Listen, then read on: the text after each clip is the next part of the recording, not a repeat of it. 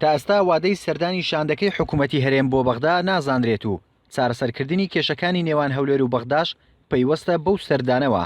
بەشێک لە پەرلەمانتەرانی کورد لە بەغدا پێیان وایە کێشەکانی نێوان هەولێر و بەغداد بەو سەردانە چارەسەر نابێت و بەشێکی دیکەشیان دەڵێن شاندی هەرێم سەردانی بەغدا ناکات. هەرچەندە حکوومەتی هەرێم نیەتی خۆی پیشانداوە کە سەردانی بەغدا بکە و گفتوگۆ بکە بە زمان بەزار، بەڵام لە ڕاستیدا من وای دەبینم کە حکوومەتی هەرێمی کوردستان ناوێت لەو بارەیە گفتوگۆ لەگەڵ حکوومەتی فیدرالی. ئەگەرچی لە ڕابردوودا شاندی هەرێم چەند جارێک سەردانی بەغدای کردووە، بەڵام تا ئێستا کێشەکان بە هەڵپەسێردراوی ماونەتەوە و چارەسەر نەکراون.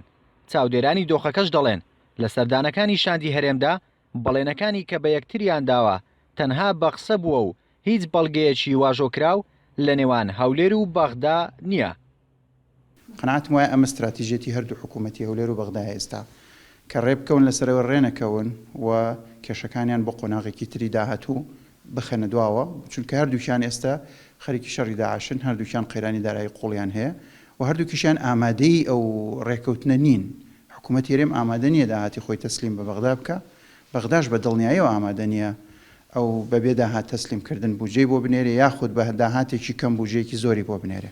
هاوڵاتیانی هەرێمی کوردستان 3 مانگە موتیان وەرنەگرتووە و هەروەها لە چاوەڕوانی ئەوەدان وەفدی حکوومەتی هەرێمی کوردستان سەردانی بەغدا بکات بۆ چارەسەرکردنی کێشەکانیان، بەڵام تا ئێستا دیار نییە وەفدەکەی حکوومەتی هەرێمی کوردستان سەردانی بەغدا دەکات یاخود نا.